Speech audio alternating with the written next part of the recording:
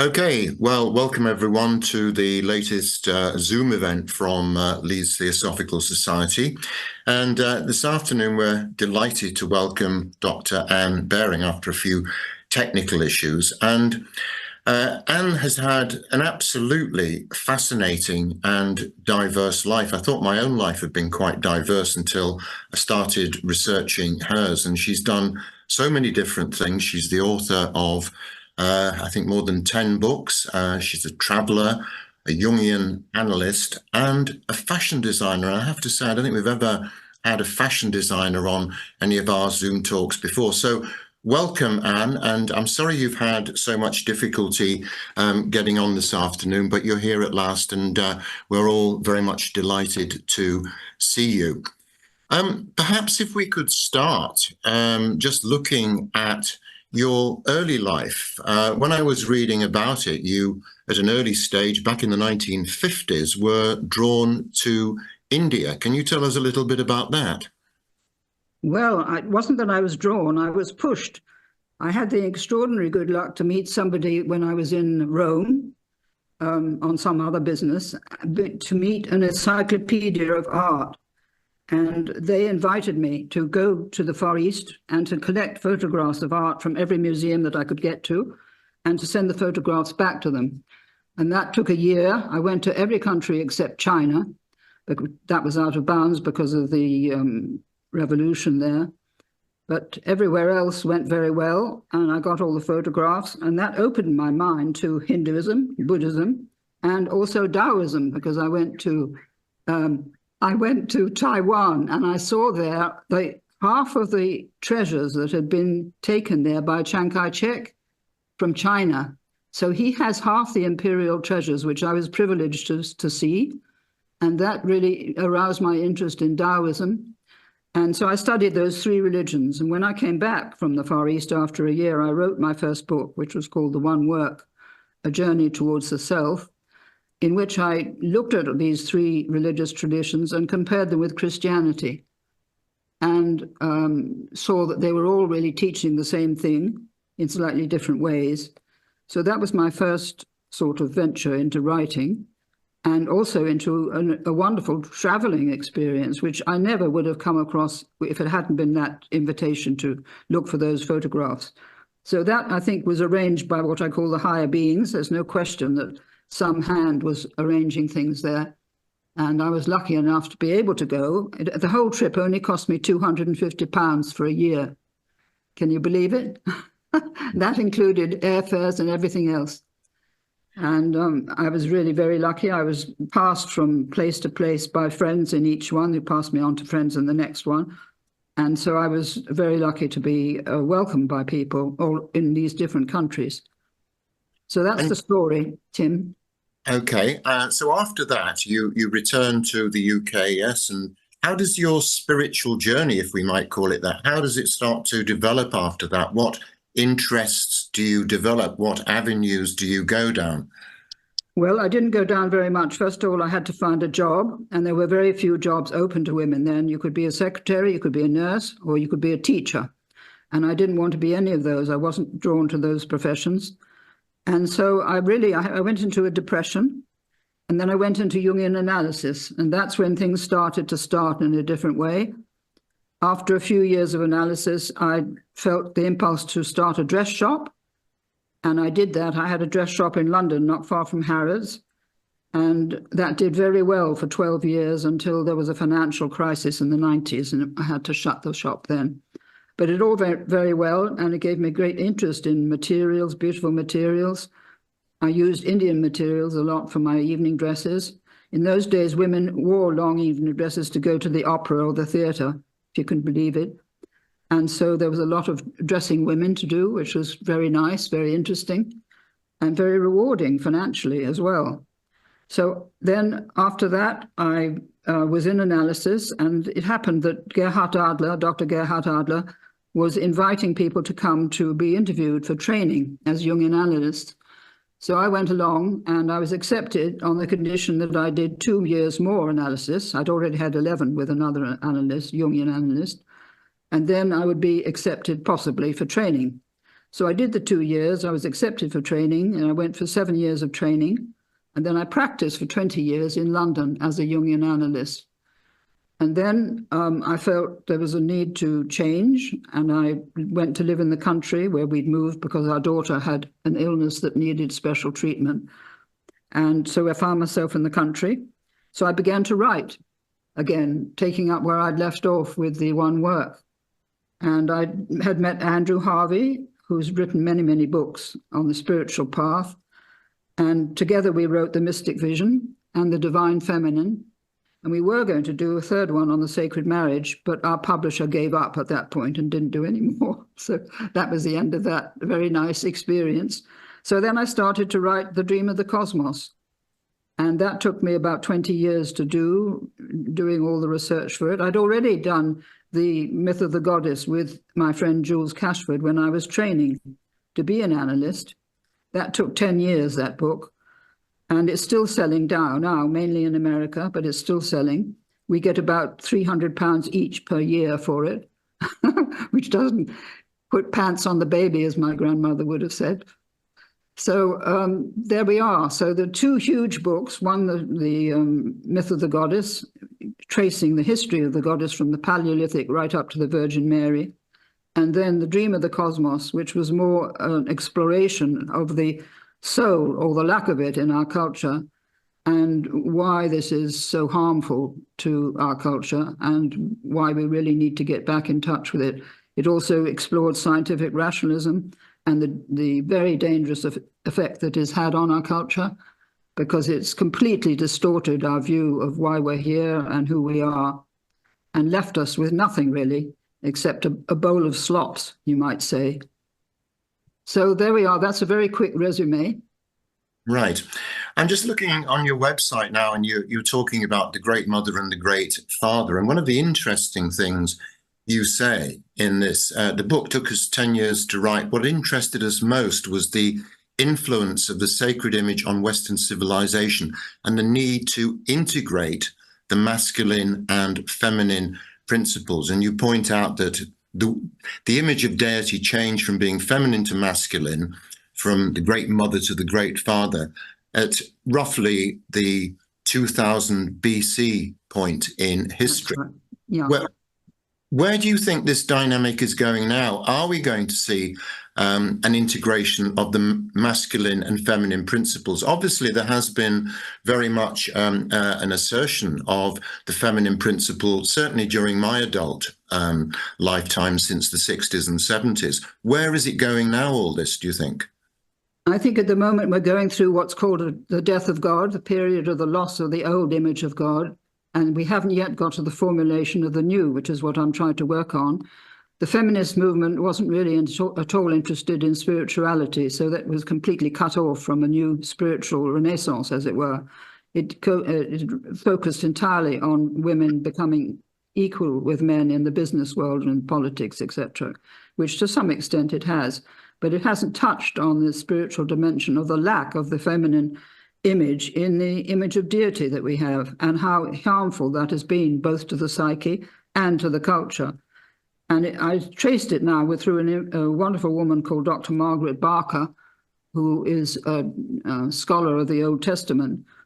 And she found that in 623 BCE, a group of priests called the Deuteronomists took control of, in a coup, took control of the first temple in Jerusalem.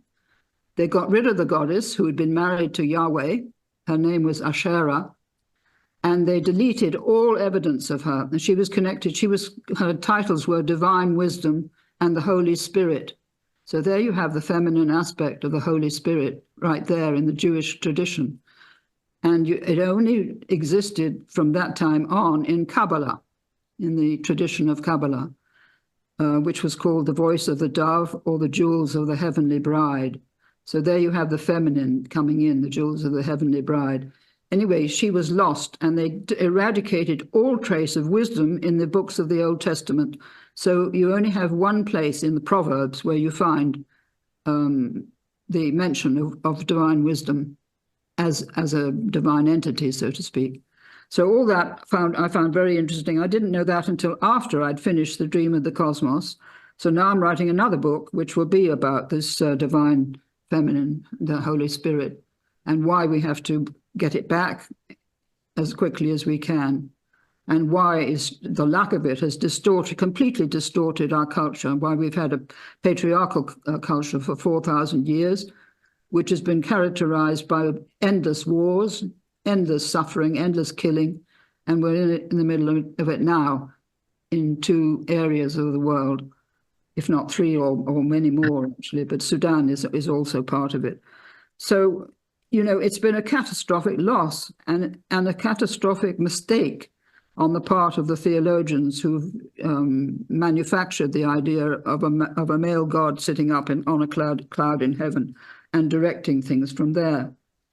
And we've completely mistaken the idea of God as being something separate from creation, rather than being innate within creation as well as transcendent to it. So we are stuck with a false image of God, which has made all kinds of difficulties in our world, because it's given men the idea that they should rule everything, which they're doing still at the moment, because this is their natural position, as it were, as incarnations of the Heavenly Father, to do this.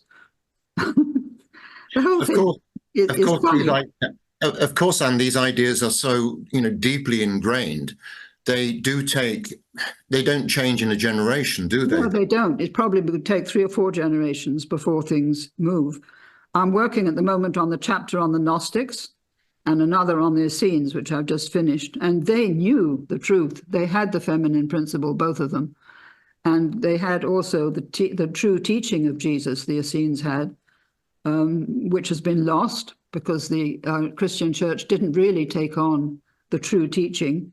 It missed a great part of it, which was the fact that we are all children of God, all of us, of all races, all kinds, or whatever, and that we are all divine beings, essentially. We're not fallen creatures at all. We are essentially divine beings having a human experience on this planet with a great deal of suffering and difficulty because we don't know why we're here or what we're doing or where we're going. But the Gnostics knew the answers to those questions. So I'm getting back into that chapter, which is very fascinating, doing research on that and seeing what we've lost and how stupid the religions have been. And not stupid exactly, arrogant is the word. Arrogant in thinking that they had the truth when they only had half of it, if you like. And yes, of course, the Catholic Church only voted to accept the fact that women had souls in the 16th century, and I believe it was only by a small majority then anyway. But that's right. Well done for remembering that. Yeah, of course, all history proceeds along cyclical lines. We go through greater and lesser cycles. One of the ones which is frequently talked about at the moment is the transition from the age of Pisces into the age of Aquarius. No one quite agrees on the timetable for this, whether we're in it or out of it or on the cusp or in the middle of it, yeah, or whatever. But surely this is very much a time when human consciousness will undergo great changes. Are you optimistic that this feminine principle can be blended with the masculine principle much more effectively in the coming age?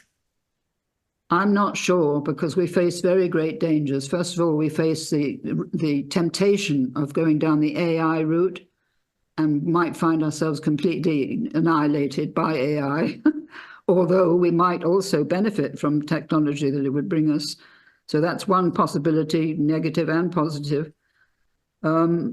I just don't know what the future holds. I know we're going through a tremendous transition, and I know this is what Jesus called the end of the age transition, so to speak, when his teaching would return in a new form. Doesn't mean to say he would be incarnated in his physical body again, but the teaching would come up, which I think it is doing.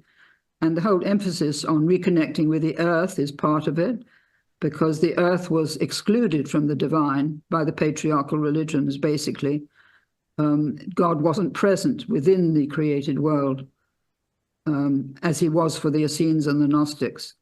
So we just don't know. Anything could happen. We could blow ourselves up with our terrible weapons. The very fact that we've created them shows how far we've moved from an understanding of what God is and what our role is on this planet. So, your guess is as good as mine, Tim, for that. I certainly agree with what you said. Something you said earlier on really resonated with me, and it's certainly the core message of a lot of my own work, and that is that humanity is undergoing a major identity crisis. It doesn't know who it is. And you mentioned that quote, it's we're humans having a spiritual experience, etc., or we are The spiritual other way beings having around. a human Yeah, experience, rather. yeah. And this is what a lot of people simply do not understand, because there are, at the moment, believe it or not, 110 different wars going on in the world, not just Ukraine and Sudan and Yemen and the popular ones, but there are 110 separate armed conflicts going on in the world. And if you needed clearer evidence that humanity doesn't understand who it is, then you couldn't want for anything more than that. Do you feel any optimism that humanity is beginning to wake up to its true identity, or are you fairly pessimistic about that? I'm pessimistic for the generality of humanity, but there are several thousands or even a million or more people who are waking up and who do, in various ways, understand that there has to be a total change of a kind of civilization we have into a different kind of civilization, and they're working on that. People like Avaz, for instance, the people who set up petitions for people all over the world to bring things to the fore. There are many, many people. I mean, I'm in touch perhaps with 100 of these people, but there are many more. And I think that is a very positive sign that change has to come. There was also a message, interestingly enough, a message from the Kogi Indians in Colombia in November last year from the mother, because they've been in touch with the mother of the planet, the mother archetype of the planet, for thousands of years. And they train their initiates by they stay in a cave until they're about 10, until they're judged ready to be able to communicate with the other dimensions. Anyway, the mother gave a warning that if we didn't change course, she would take action to bring the change about. And she would give us till June this year to get this done, which is a bit of a tall order. Yes, it doesn't leave us very long, does it? Doesn't give very, very long. She said the princes of the world have to come together and change the course. She actually used the word princes of the world. So that's one thing that's happening that you may not know about. But the Kogi Indians have put these prophecies out from time to time and have been warning us that we must change course or we would court our own disaster.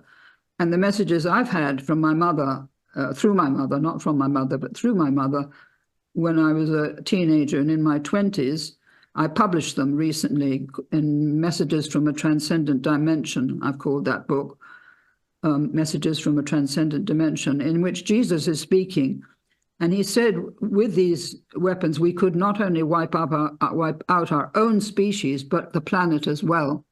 So, we're in a very dangerous situation because we're so unbelievably arrogant and stupid and think that we could use the elements of matter to destroy life on the scale that we have with the nuclear weapons. It's an incredible arrogance in our treatment of nature. And to think that we can each have these weapons, 9 nations and possibly Iran is the 10th, and that we can use them without incurring terrible punishment, because to destroy life on that scale, as was done with Hiroshima and Nagasaki, for instance, is an outrageous affront to the divine. And it's an affront to what we are, which we are in essence part of the divine. We're not separate from it, as we've been taught. And we're not obviously the whole, but we are participants and active agents, if you like, of the divine. And we've gone so far from an understanding of that, thinking we're separate from deity, that we're in the mess that we're in now. So I don't hold out much hope, but I'm hoping for a miracle, really.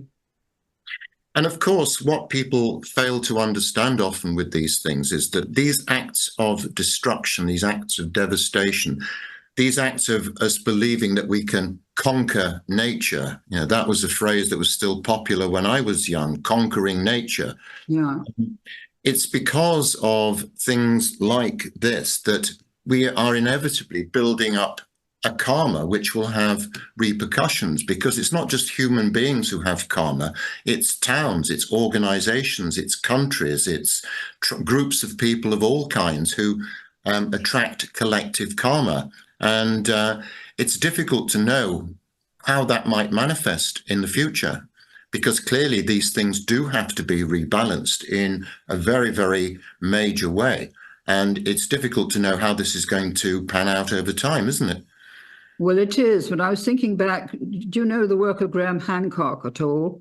Yes, yes. Well, he has said that 12,800 years ago, I think, the planet was hit by fragments of a disintegrating comet. And that caused almost total destruction of life on the planet, both human and animal. And only a few communities survived that. And it's possible that we're building up towards a collective karma of that nature, whether you consider that to be a karmic thing or whether you consider it to be just a natural thing that happened. I don't know which to make a decision on there. But I think that something has to come up to stop us in our tracks, because we're just, if you look around at the political leaders of the world, whether it's China or whether it's Putin, whether it's our group here, whether it's Europe, whether it's America, we're all on the same track of the pursuit of power.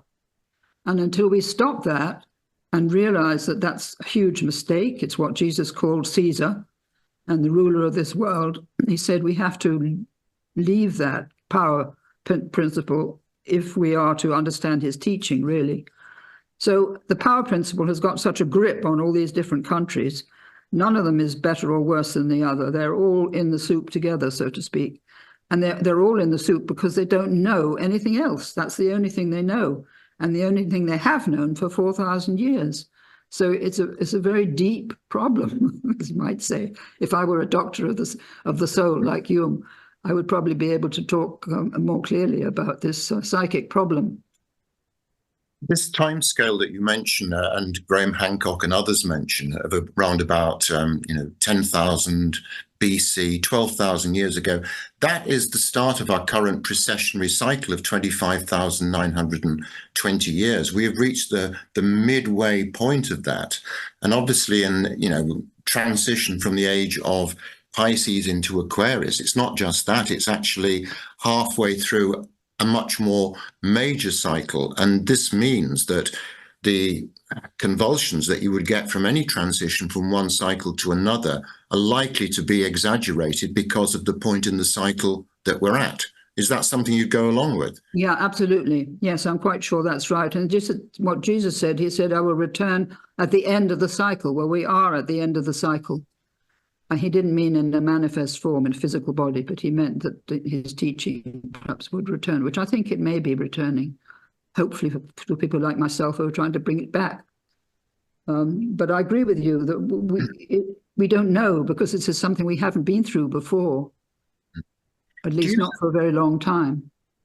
Sorry to interrupt. Do you suspect, and we occasionally talk about this, some of us, that there could be some kind of renaissance or reconfiguration of Christianity? Do you think that's possible, or is the mindset so solidified and so rigid and petrified that it's impermeable to any kind of change? I don't think it is impermeable, and I think that it is possible to have it change, but it won't come from within the church, I don't think. It'll come from people criticizing the church and saying you've got it all wrong, and you got arrogant and stuck in your old ways of thinking, sort of thing. But I don't know how it will come. It's just one can only do what one can, like you're doing, obviously, in your group, and what I'm doing. And we can only hope that our small efforts make a tiny difference to the balance of the whole, and that there is a breakthrough into a new understanding. But also, I want to mention another very exciting thing. Have you heard of Nassim Haramein? Yes. The physicist. I only know the name, though, that's all. Okay, well, he has just put forth last summer, I think, his unified theory, which proves that everything is connected. The whole universe is connected to everything else at the very, very, very subatomic level, of the tiny, tiny, tiny particles, which are so small you can't see them scientifically. But he's just been talking on something called Humanity's Team in America, just this week with his friend Greg Braden. And between them, they are saying, I can just tell you exactly what they said because I photocopied it this morning. There are hundreds of scientific and archaeological discoveries over the last 50 years that have revealed a very different story of the universe and humanity's place within it from the scientific materialist idea. While these discoveries are being ignored and suppressed by the scientific establishment in order to preserve the status quo, they prove that the story we've been told is not only incomplete, but in many cases completely inaccurate, cutting us off from the immense power that we have access to by our very nature. These discoveries not only prove that the universe is alive and intelligent, they prove that we are not the result of random mutations and luck, and that we are part of, rather than separate from, the universe and everything that happens in it.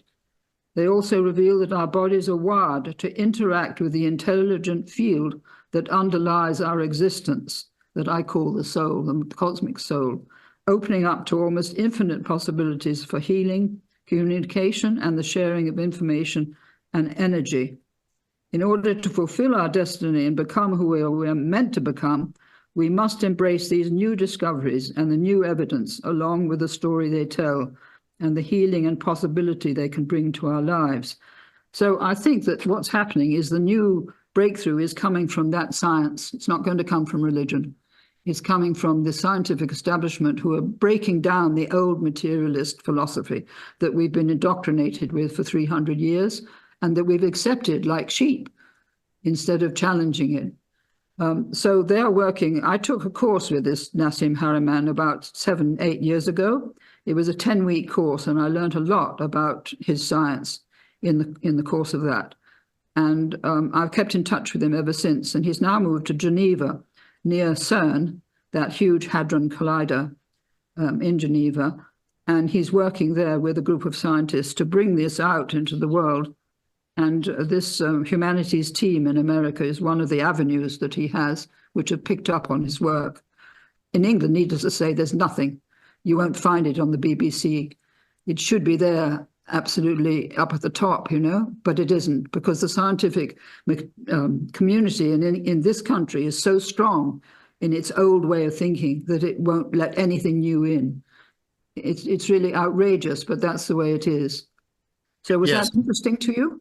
It certainly was, and it does show how a number of scientists with enlightened ideas, I mean, people like Dr. Rupert Sheldrake and others, are frequently ridiculed for their views when they go against these towering pillars of scientific materialism, scientism, which is the new religion. But what I was going to say, Anne, was that science and religion seem to be united in their view of humans as being so limited. In the case of the church, we're just guilty sinners who should feel bad for being born in the first place. Science wants to downgrade us or transhumanize us or whatever. Yeah. It is philosophies like Theosophy, which accepts the fact that everything in the world is in the universe is alive, conscious, interconnected, and evolving. And this, when Theosophy first emerged 150 years ago, this was absolutely revolutionary then. And I have to say, it's still probably relatively revolutionary today. Well, I think it is, because I have, in fact, inherited Blavatsky's books from my mother, because she had a big library of that kind of thing, Alice Bailey, Blavatsky. And I just found out that a man called G.R.S. Mead, who wrote wonderful books about the Gnostics, was Blavatsky's secretary. Did you know that? Yes. I never knew that. And I think that's fascinating because it explains a lot of the direction that he took in his writing. And she encouraged him to look into the Gnostics and to look into the Egyptian mysteries, which he did. And I've got all his books, too, from my mother, dating back to 1900 and whatever it was, 20 or something like that. So I'm familiar with the idea. And I'm also familiar with Idris Shah's teaching, because he was a friend of my mother's. And, the whole Sufi teaching, which is on the same level, bringing in completely different from mainstream Islam, completely different is understanding. Because that too is a religion that hasn't moved at all and is stuck in some dreadful patterns, of the Ayatollah being one of them and Afghanistan being the other.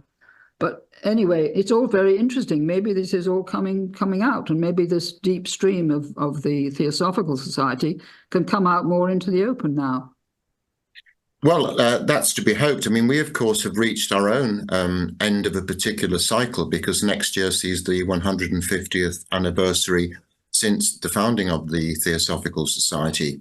And one of the interesting things about it is, although it's never been a large organization, its ideas about such things as interconnectivity, ubiquitous consciousness, reincarnation, karma, and 4 or 5 other key things have now seeped into popular consciousness around the world. And yet the TS has never been a tub-thumping organization that's gone round with a sandwich board trying to evangelize to people in the street. And yet those ideas have somehow managed to percolate into this mass mind that we have today. So I think it shows that there is the ability for human beings to accept new things, but over time, yes? Well, it may be that things will be accelerated. There is a feeling of acceleration, which I think you may have noticed, a feeling that we're hurrying up towards something that we don't know what is coming. But time is speeding up, definitely. Even the weeks are going by much faster than they used to seem, or maybe it's just my old age sees it that way. But I do think I mean, when I look back at my mother's generation, who had all these books, she had all these books and was extremely interested in all of them. I think she belonged to the Society of the Golden Dawn for a while and had teachings from then. So, but she was utterly unable to do anything in her life in the way that I'm doing it. She couldn't possibly speak out about the channeled messages or the theosophical ideas that she was absorbing. She could only meet like-minded people in small groups, which she did. But there was no opportunity for women of her background and education to reach any kind of public platform, as it were. So in a short time of 80 years between her life and mine, there has been huge changes. The very fact that I'm able to teach and speak with you and the whole internet thing has made that possible. But also there's a huge change in women's lives, and the fact that she would have been laughed out of the court sort of thing if she'd spoken about channeled messages. Whereas I'm not. I'm now putting them in about the Essenes and putting them into the book that I'm writing and actually quoting from channeled messages received by other people. Because could you talk a bit about those messages and what the contents of them is? Yes, well, to do with the Essenes, it's a book called the Essenes. There we are. Can you see? Yes. Stuart Wilson and Joanna Prentice. Yes. I believe Joanna Prentice has passed on now, but they've written 4 or 5 books, one on the Essenes, one on the Atlanteans, 1 or 2 on Mary Magdalene, and 1 on something else. Anyway, 4 or 5 very interesting books, a very sound channeling. And the material that comes through is so much more alive than it would be in an academic book. And I've relied on me to give me the foundation, as it were, the historical foundation. But I'm actually using those great deal of quotations from these books because they're so remarkable. And I think they're far more interesting than the academic studies could possibly be, because they bring to life what it was like living at that time, the time of Jesus, and how they prepared the ground for him to come. They knew he was coming, the great teacher was coming, and they prepared the ground to help him with his mission, which would be very short, they knew, and they knew that he would die on the cross. What they didn't know was what the church would make of it, and the church would make him into the Son of God, which is a huge mistake, but which gave the church enormous power. If you have the Son of God on your side, so to speak, there's nothing which will stand in your way. So, but they knew that that was a false teaching, and it would lead to terrible mistakes and terrible persecutions of other people who didn't believe that. Terrible distortion of Jesus's teaching. So I would recommend that book to all your members, because I think they would find it fascinating. I mean, one of the key distortions of Christianity, which came finally in 552 AD at the Second Council of Constantinople, was the outlawing of Origen's ideas about reincarnation, rebirth and the pre-existence of the soul. Exactly. That was Justinian, the Emperor Justinian. Yes, yes. How different things might have worked out had Christianity retained these beliefs in incarnation. Yeah, I'm very glad you brought up that point, because it's one of the major turning points in Christianity, or major losses in its teaching. And what I think is so pathetic now is that poor people have been taught, A, that they have no souls, B, that there's no God, and C, that when the brain dies, that's the end of them. You know, those three things are a most awful image to give people for their life. So many people have no meaning in their lives, no sense of continuity, that they've been here maybe hundreds, maybe thousands of times before. They're just stuck for one little tiny life on this planet for they don't know what reason. And I think you can understand why there is so much mental illness in our culture now, because people are so sick of being told what to do by governments, as they were during COVID, which was a completely false way of treating people anyway. Outrageous. But they're just now digesting all this and coming to after being kind of battered with a battering ram. And then on top of that, have their lives having no meaning and no purpose. And, you know, they might as well sit in their homes and take benefits than go to work. And I quite understand that. But to explain all that to Rishi Sunak would be very, very difficult. Poor man. Would be like trying to explain algebra to a fish, you know, trying to explain those ideas to him. But I think also, you know, it's very significant, the fact that every single political party that I can ever think of throughout history has promised one thing, that if you have more stuff, if you have more wealth, if you have more possessions, if you just have more of everything, that will make you happy. And yet we know now that that is, in fact, probably the opposite of the truth. Probably what I call affluenza is perhaps responsible for a great deal of depression, of mental illness, fueled by all the horrors of social media and all the other things in our lives. This could account for a lot of the mental angst which exists in our world today. Well, I think you're absolutely right, but that is the teaching of the materialist scientism philosophy, is that you just are in there here for the struggle for the survival of the fittest, and to be the fittest, you have to be the richest. So that's the whole underlying philosophy of the last 300 years, which has been deeply ingrained. And as you say, if people don't have wealth and are miserable and everything, they feel complete failures.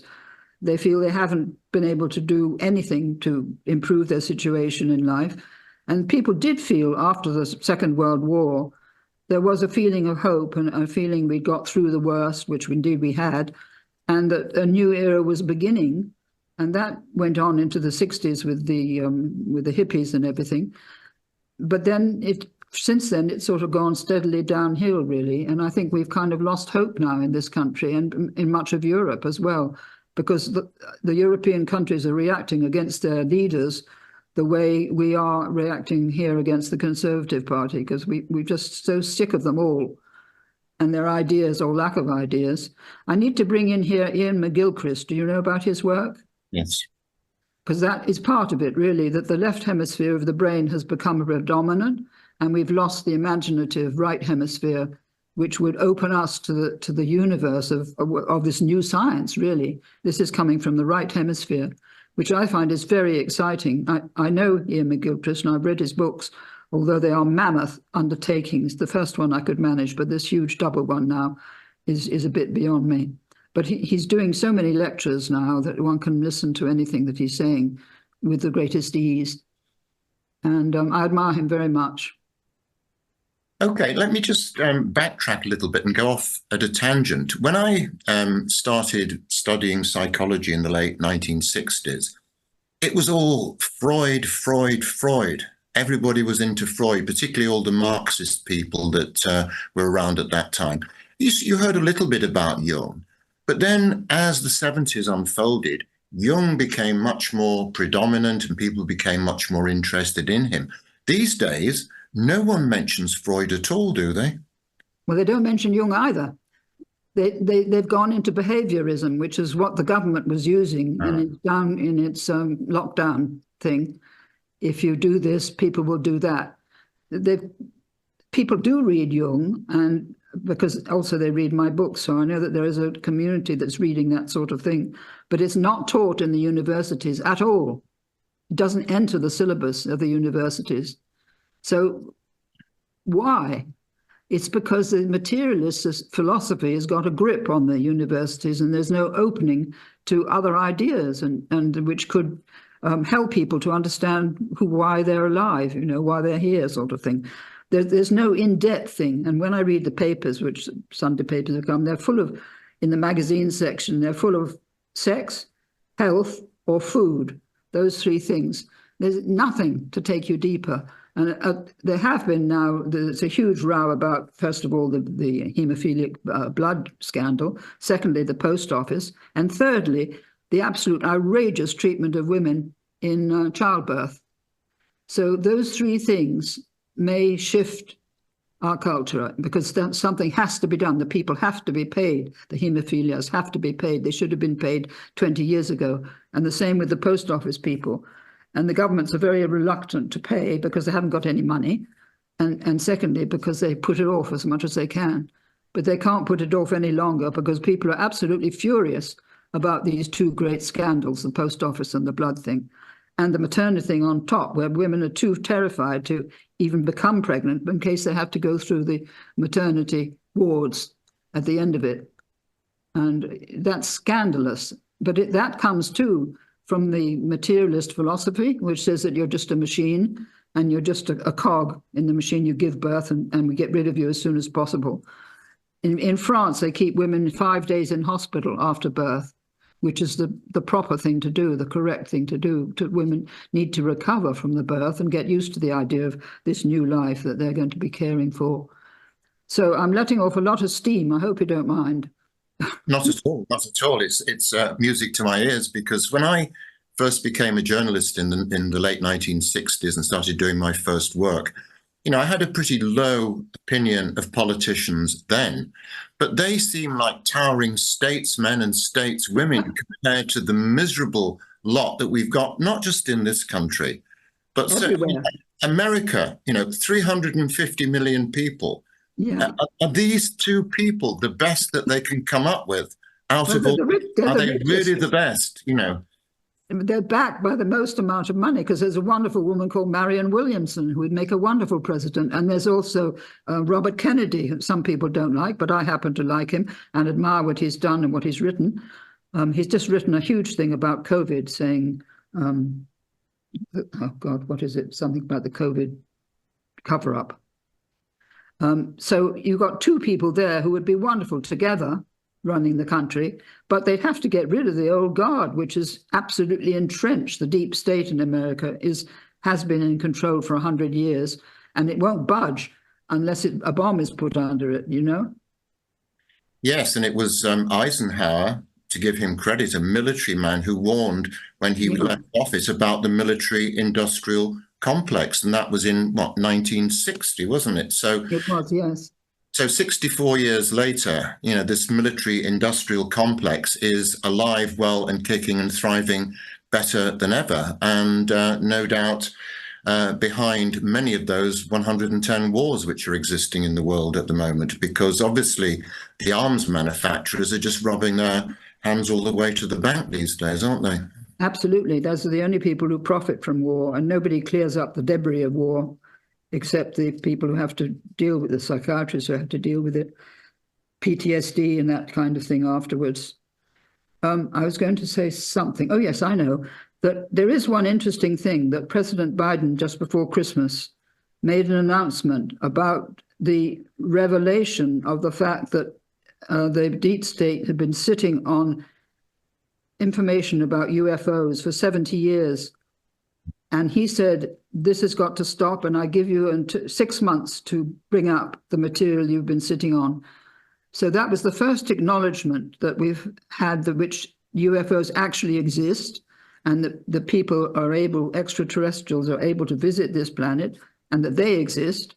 So that could be a breakthrough point of view, but you can be quite sure that the American state will turn it to an enemy attack rather than something which could be opening us to a whole new vision of our relationship with the universe. I have a friend called Jim Garrison, who's head of Ubiquity University, and he's now been moved to Washington to take charge of this whole scandal, as it were, and see what comes up in the 6 months, because we're nearly there now, December till, when is it? August, I think. And there has been a progressive disclosure over recent years of UAPs, the gimbal videos taken by US Air Force pilots, and this slow drip feed of information. I mean, one of the most ironic things was when for years, the Americans said, oh, no, nothing to see here. It's swamp gas. It's the planet Venus, any explanation you think of. And then they suddenly declassify 13 million documents. Well, if there's nothing to see, why do you have 13 million documents in the first place?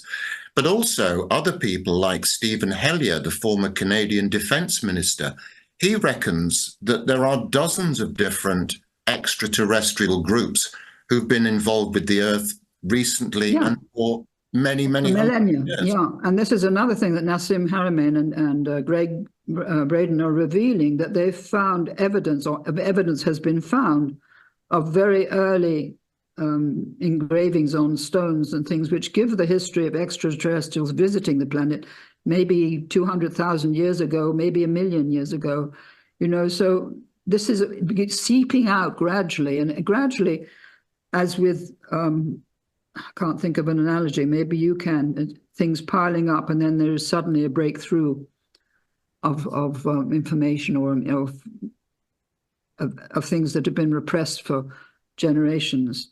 And another thing that's interesting is that part of the technology of these visiting, I call them UFOs because I can't remember the new name, is that they had reverse thrust technology, which meant that they could use the energy of matter to create energy. Instead of doing it with the way we're doing it now, they have a different way. And all that technology has been squashed or hidden as part of this whole UFO evidence, as it were. So that could come out.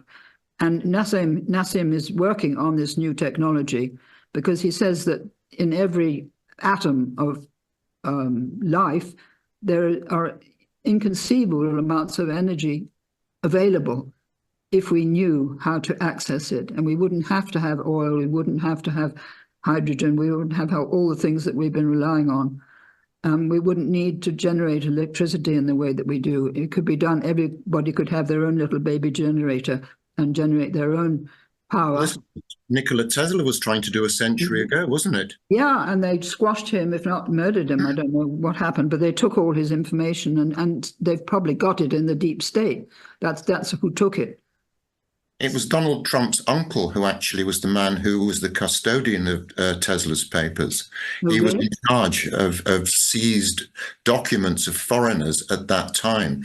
So eventually, I think they seized something like 100 boxes or something from his hotel room in New York.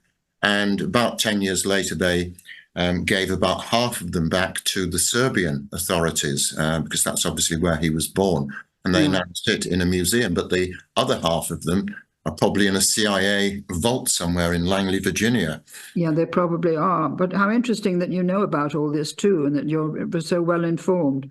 It's really refreshing for me to meet you and find that you are so well informed, because it's exciting and encouraging that at least there are a few human beings on this planet who do know what's been happening and who can understand that there could be a different kind of civilization and a different kind of technology.